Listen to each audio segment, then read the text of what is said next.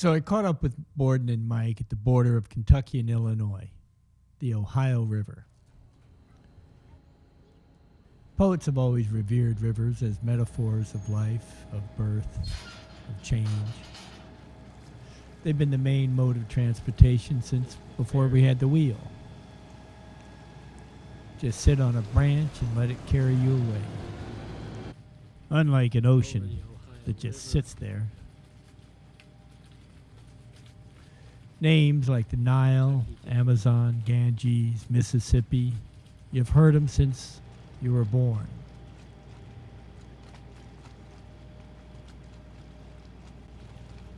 The Ohio River is one of those rivers.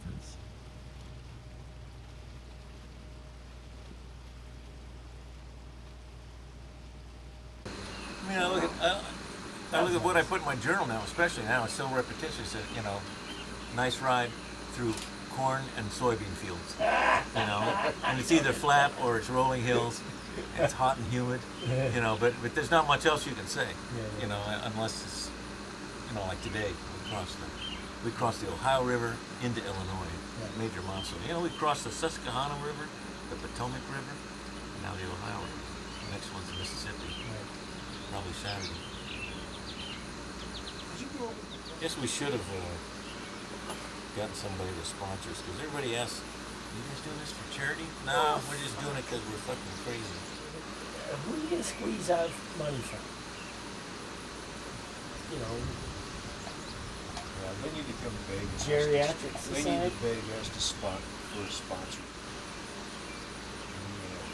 You know, if we were doing it like topless and doing it for breast cancer for women, you know, and you had a bunch of women on the trip, that'd be cool. That's it. You know what? I can't wait to go across Kansas. I always have that image of, you know, the Wicked Witch of the West riding her bicycle with that infernal little dog in the back, and she's riding along, and tornado picks her up. You know, that was what was fun about going to that play, Wicked? Wicked, Yeah. because they tell the story. Yeah. You know, how she became the Wicked Witch. Right. And she wasn't, you know. Why did she become wicked? Well, they drove her to it because she was green. She was born green. Even her father didn't love her. Oh, yeah. That'd do it then. But she was a nice person. And the other one, the Good Witch, she was a bitch. She was like a debutante type. Is You know that what I right? mean? Yeah. It was funny. Oh, that is funny. Well, But you know what? You should take a look at the map. I'll show you the map of Kansas, because it's so square. I mean, you know, they laid that one out. The surveyors laid that out. It's just grid lines. And I used to think that would be where I'd do my 100-mile day, but I don't know. I don't know if I want to punish myself, and I don't know if I want to push my body to the point where it's going to rebel again. I was thinking, geez, what if I had signed up for one of these supported tours, you know, where they go through one. I couldn't keep up with them because they're doing 50 to 60 miles a day. And then, you know, and all of a sudden my back weirds out on me, you know. Well, we can't wait for you, fella. We got a whole bunch of other people. And of course they couldn't wait, you know. And you're shit out of luck a couple $1,000. The equivalent of binge drinking. Excuse me. you're the only guy I know that has the balls to do just indiscriminately. Well, I know my audience.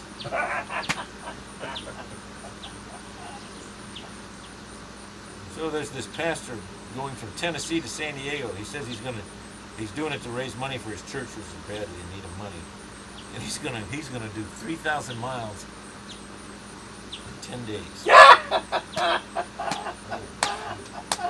He believes in God, and really strongly. What is he saying? You got support church. Escort. That's where I said. That's where they use the word escort. He has an escort truck, and they're asking for people to ride along with him. You know, just along the trail to give him encouragement. Yeah. And he said, "That's all we want." 3,000 miles to San Diego in just 10 days' time. We're known for doing some outlandish things for the community. What else? And then, and this year the church is in April. The biggest concern is sleep deprivation. You can train to ride, but you can't train for sleep deprivation.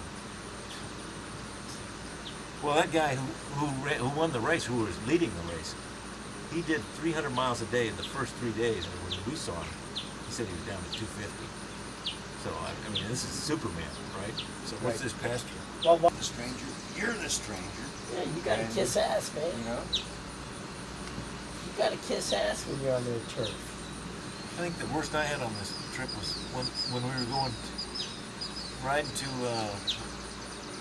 Rough River Dam, and there was that guy and girl coming the other way, and I'm on one of these, rural roads, and there's hardly any traffic, and I see them, and so I stop, there's not much of a shoulder, and they stop, and, hey, how you doing, blah, blah, blah, where you come from, and all of a sudden, cars start backing up behind him and backing up behind me, and he goes, well, we better go forward, we cause an accident, and they take off, and the guy that he was holding up with the boy, he looks over at me and he says, he just, doing one of these, fuck.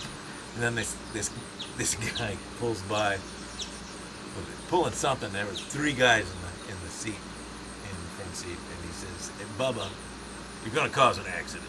And he just kept going. And I went,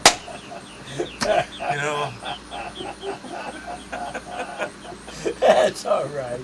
Look, man. I can live with that, Yeah. I can say fuck you and get really whacked. Right. I didn't know about that, but I was going there a lot. Oh, that's funny.